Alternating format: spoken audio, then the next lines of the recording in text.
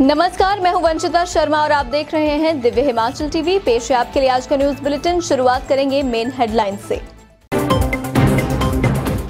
9 तक जारी रहेगा बारिश बर्फबारी का दौर। प्रदेश के 6 जिलों के लिए येलो अलर्ट एडवाइजरी जारी। सफेद हुए हिमाचल के पहाड़, बर्फबारी के बाद अटल टनल बंद, मैदानों में बढ़ी ठिठुरन। मिड डे मील कर्मियों को जल्द मिलेगा 3 माह का लंबित वेतन, 40 करोड़ का बजट जारी। सौर ऊर्जा में बेरोजगारों को मिलेगा रोजगार, ये शर्त पूरी करनी होगी। अब देखते ही गायब हो जाएगी बर्फ, सरकार ने खरीदी भारी मशीनरी। नया वेतनमान लागू करने का स्वागत, स्कूल प्रवक्ता संघ ने सरकार का जताया आभार। कोरोना सैंपल रिपोर्ट की देरी ने बढ़ा दी हिमाचल की मुश्किलें। और अब आपके लिए विस्तृत समाचार। हिमाचल में नए साल की पहली बर्फबारी मंगलवार को दर्ज की गई। प्रदेश के लाहौल स्पीति, किन्नौर, कुल्लू, शिमला, मंडी और चंबा जिला की ऊंची चोटियों ने मंगलवार को बर्फ की सफेद चादर ओढ़ ली। वहीं निचले क्षेत्रों में बारिश का दौर चलता रहा। राजधानी शिमला में भी दिन भर बारिश होती रही। हालांकि पर्यटक व स्थानीय लोग बर्फबारी देखने के लिए उत्सुक थे, लेकिन शिमला शहर में बर्फबारी देखने को नहीं मिली। हिमाचल के उच्च पर्वतीय क्षेत्रों में शुमार किन्नौर और लाहौल स्पीति जिला में बर्फबारी के कारण लोगों की दुश्वारियां बढ़ गई हैं। किन्नौर व कुल्लू जिला में कई जगहों पर सड़क हादसे भी पेश आए हैं। सड़कों पर बर्फ जमने के कारण फिसलन बढ़ गई है। इसके कारण इन जिलों में कई रूट प्रभावित हो गए हैं। बसों के रूट प्रभावित होने के कारण ग्रामीण क्षेत्रों से संपर्क कट चुका है। इसके अलावा कई क्षेत्रों में बिजली व पानी की सप्लाई भी बाधित हो गई है। मौसम विभाग शिमला के निदेशक डॉक्टर सुरेंद्र पाल ने बताया कि हिमाचल प्रदेश में भारी बारिश व बर्फबारी को लेकर कल भी येलो अलर्ट रहेगा। प्रदेश में 9 जनवरी तक मौसम खराब रहने का पूर्वानुमान जताया गया है। प्रदेश भर में मौसम ने एक बार फिर करवट बदली है। सोमवार रात से प्रदेश भर की ऊंची चोटियों पर बर्फबारी का दौर जारी है, जबकि मैदानी इलाकों में बारिश से मौसम काफी ठंडा हो गया है। बताया जा रहा है कि सोमवार रात को अटल टनल रोहतांग सहित लाहौल के ऊंचे इलाकों में बर्फबारी का दौर शुरू हो गया। देखें ये खबर। प्रदेश भर में मौसम ने एक बार फिर करवट बदली है। सोमवार रात से प्रदेश भर की ऊंची चोटियों पर बर्फबारी का दौर जारी है, जबकि मैदानी इलाकों में बारिश से मौसम काफी ठंडा हो गया है। बताया जा रहा है कि सोमवार रात को अटल टनल रोहतांग सहित लाहौल के ऊंचे इलाकों में बर्फबारी का दौर शुरू हो गया है। मनाली शहर में भी कुछ देर के लिए बर्फ के फाहे गिरे। बर्फबारी के कारण अटल टनल को यातायात के लिए बंद कर दिया गया है। टनल से मंगलवार को किसी भी प्रकार के वाहन नहीं भेजे गए। हालांकि आपातकालीन स्थिति में 4x4 वाहनों को जाने की अनुमति थी। उधर जनजातीय जिला किन्नौर के मध्यम व ऊंचाई वाले इलाकों में बर्फबारी का दौर शुरू हो गया है। मंगलवार देर शाम तक किन्नौर जिला में पर्यटन स्थल छितकुल, रक्षम, सांगला, नाको, आसरंग, हांगो, चुलिंग, पू, चांगो, लिपा, रिकांगपियो आदि क्षेत्रों में बर्फबारी जारी रही। इसके साथ ही जलोड़ी दर्रे पर हिमपात के कारण आनी कुल्लू NH यातायात के लिए बंद हो गया। इसके अलावा जिला कांगड़ा, सिरमौर, चंबा, डलहौजी के ऊंचाई वाले क्षेत्रों में भी बर्फबारी होने की सूचना है। लगता है अब मिड डे मील कर्मचारियों के अच्छे दिन आने वाले हैं। प्रदेश के स्कूलों में कार्यरत इन कर्मचारियों को 3 माह का लंबित वेतन अब जारी हो जाएगा।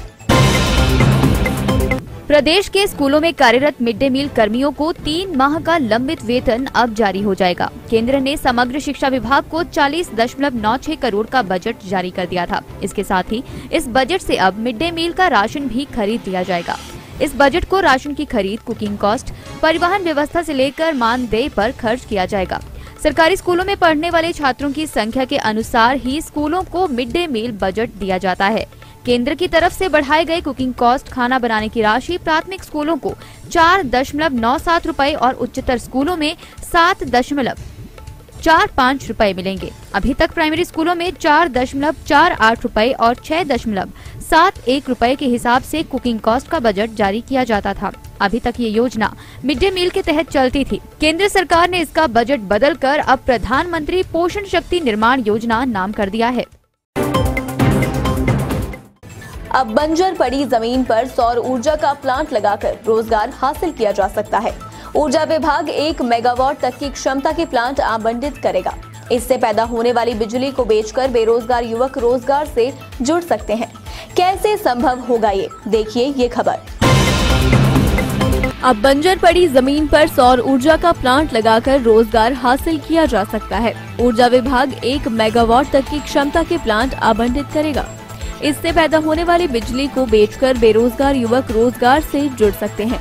ऊर्जा विभाग के प्रवक्ता ने बताया कि उन्हीं आवेदकों को प्राथमिकता दी जाएगी जिनकी जमीन के आसपास 11 और 22 केवी की लाइन जाती हो।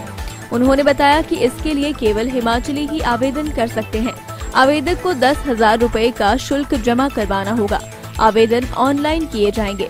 आवेदन पत्र के साथ आवेदक को निजी भूमि की उपलब्धता, धन की उपलब्धता, स्थायी हिमाचली प्रमाण पत्र और 11 से 22 केवी विद्युत लाइन की उपलब्धता आवश्यक है। उन्होंने बताया कि इसके लिए 10 जनवरी से आवेदन प्राप्त किए जाएंगे। उन्होंने बताया कि परियोजना आवंटित होने पर ऋण की सुविधा भी रहेगी।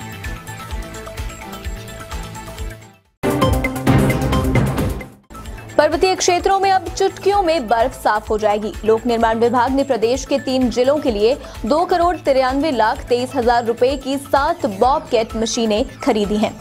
इन मशीनों को शिमला, मंडी और चंबा जिला में आवंटित किया गया है। यहां भारी बर्फबारी के दौरान सड़क खोलने में ये मशीनें काम आएंगी।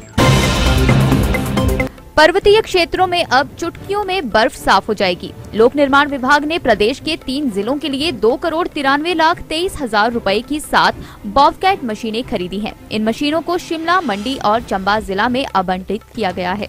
यहां भारी बर्फबारी के दौरान सड़क खोलने में यह मशीनें काम आएंगी। इन मशीनों में 4 स्नो ब्लोअर हैं, जबकि 3 स्नो कटर मशीनें हैं। इनमें से सबसे अधिक 3 मशीनें शिमला को मिली हैं। शिमला मंडल 1 को 2 जबकि 3 को 1 मशीन दी गई है, जबकि 2 मशीनें मंडी जिला के जंजैहली मंडल और 2 अन्य मशीनें चंबा जिला के डलहौजी और तीसा मंडल को दी गई हैं। हिमाचल प्रदेश स्कूल प्रवक्ता संघ ने प्रदेश सरकार द्वारा नए वेतनमान को लागू करने के लिए अधिसूचना जारी करने का स्वागत किया है। देखिए ये रिपोर्ट। हिमाचल प्रदेश स्कूल प्रवक्ता संघ ने प्रदेश सरकार द्वारा नए वेतनमान को लागू करने के लिए अधिसूचना जारी करने का स्वागत किया है। हिमाचल प्रदेश सरकार ने सोमवार को करीब 2 लाख नियमित कर्मचारियों के लिए नए संशोधित वेतनमान की अधिसूचना जारी कर दी है। इसमें कर्मचारियों को अपना संशोधित वेतनमान लेने के लिए 2 विकल्प दिए गए हैं। अगर वे वर्ष 2009 के नियमों को चुनते हैं तो उन्हें 31 दिसंबर 2015 की बेसिक पे को 2.59 के फैक्टर से गणा करना होगा। अगर वर्ष 2012 को चुनते हैं तो 2.25 फैक्टर को अपनाना होगा। अधिसूचना के साथ ही कर्मचारियों के अलग अलग बेसिक पे के हिसाब से पे मैट्रिक्स भी जारी किए गए हैं। इनसे मिलान करने के बाद कर्मचारी ये तय करेंगे कि उन्हें किस विकल्प को चुनना है। कर्मचारियों के लिए डीए और एनपीए को छोड़कर अन्य भत्तों की अधिसूचनाएं अभी जारी नहीं हुई हैं। कोरोना वायरस के नए वेरिएंट ओमिक्रॉन की जांच के लिए हिमाचल से दिल्ली भेजे गए सैंपल ने स्वास्थ्य विभाग की चिंता बढ़ा दी है। एनसीडीसी लैब दिल्ली भेजे गए सैंपलों की रिपोर्ट आने में काफी देरी हो रही है। जब तक मरीज के सैंपल में ओमिक्रॉन की पुष्टि होती है, तब तक मरीज कोविड नेगेटिव आ चुका होता है। कोरोना वायरस के नए वेरिएंट ओमिक्रॉन की जांच के लिए हिमाचल से दिल्ली भेजे गए सैंपल ने स्वास्थ्य विभाग की चिंता बढ़ा दी है। एनसीडीसी लैब दिल्ली भेजे गए सैंपलों की रिपोर्ट आने में काफी देरी हो रही है। जब तक मरीज के सैंपल में ओमिक्रॉन की पुष्टि होती है, तब तक मरीज कोविड नेगेटिव आ चुका होता है। प्रदेश में अभी भी 20 से 22 सैंपल की रिपोर्ट दिल्ली की एनसीडीसी लैब से आनी बाकी है। ये सैंपल एनसीडीसी लैब को जीनोम सीक्वेंसिंग के लिए भेजे गए हैं। स्वास्थ्य मंत्री राजीव सहजल ने बताया कि national centre for communal disease द्वारा देश भर में 9 लैब को अधिकृत किया गया है, जिसमें ओमिक्रॉन वेरिएंट के जीनोम एनालिसिस के लिए सैंपल भेजे जाते हैं। उत्तरी राज्यों, जिनमें हिमाचल भी शामिल है, उनके सैंपल एनसीडीसी दिल्ली भेजे जाते हैं। इसके कारण सैंपल की रिपोर्ट आने में देरी हो रही है। चलते चलते देखेंगे आज की कुछ और मुख्य घटनाओं की एक झलक। नालागढ़ में हथियारों से लैस हमलावरों ने बुटीक संचालक पर बोला हमला, बाहर फेंका दुकान का सामान। शिमला के सुन्नी लोहरी मार्ग पर मूंगना में टकराई 2 एचआरटीसी बसें, बड़ा हादसा टला। निर्मंड नादौन में जले 2 मकान, पीड़ित परिवारों को लाखों रुपए का नुकसान। बारिश बर्फबारी के बीच पैदल सफर कर कुल्लू के जाना गांव पहुंचे स्वास्थ्य कर्मचारी, 39 बच्चों को लगाई वैक्सीन। आज के बुलेटिन में बस इतना ही। देखते रहिए दिव्य हिमाचल टीवी और जरूर देखें 9 बजे शिमला से हमारा विशेष लाइव।